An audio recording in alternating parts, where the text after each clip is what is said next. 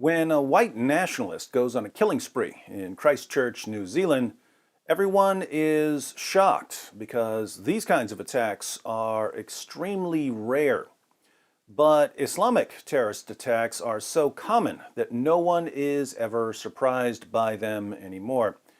The Christchurch mosque attack took place 6 days ago on March 15th. Just since March 15th, there have been Islamic terrorist attacks in Mozambique, Nigeria, Mali, Somalia, Israel, Iraq, Afghanistan, Pakistan, and India. Well over 100 men, women, and children have been slaughtered in the name of Allah since the Christchurch Mosque massacre, but most people haven't heard about any of them because they're so common we don't even pay attention. We also don't pay much attention when people are killed for violating the teachings of Islam. Let's look at an example. Dawn reports, a third-year student at Bahawalpur's government Sadiq Egerton College on Wednesday allegedly stabbed a professor to death over what he vaguely described as the academic's anti-Islam remarks, police sources and persons familiar with the incident said. In Pakistan, if you disrespect Islam in some way, someone will brutally murder you. Here in the West, you'll just be called names and deplatformed. For now, anyway. Associate Professor Khalid Hameed, the head of the English department, was seated inside his office at the college when he was allegedly accosted and attacked with a knife by this student. According to initial information noted by police at the scene of the crime, Khateeb Hussain, a fifth-semester BS student enrolled in the English department, had exchanged hot words with Professor Hameed at around 8:40 a.m. over the arranging of a welcome party at the college. The event, which Hameed was overseeing, was to be held on March 21st to welcome new students to the college, police said. Police sources told Dawn News TV that Hussain was averse to the event being organized because he viewed the mingling of male and female pupils at the function as un-Islamic.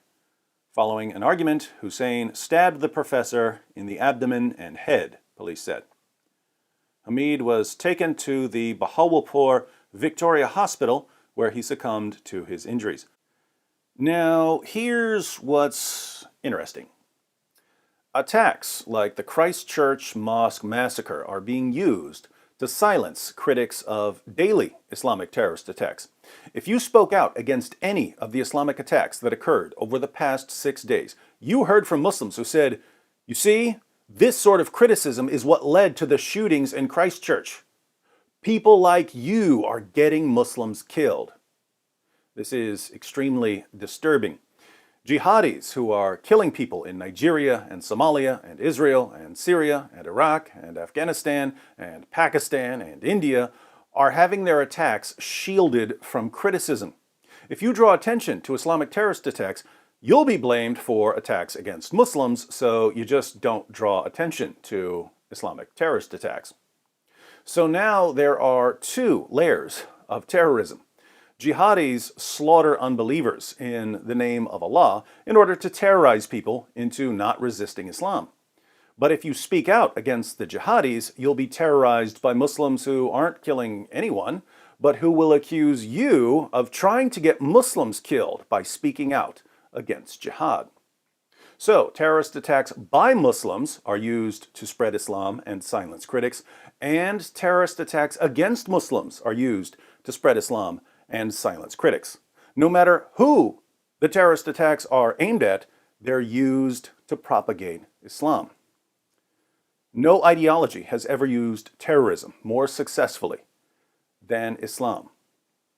Now, how long do you think it will take for someone to condemn me and say I'm responsible for the Christchurch Mosque massacre because I made this video about a Muslim slaughtering his professor in the name of Allah? Let's wait and see.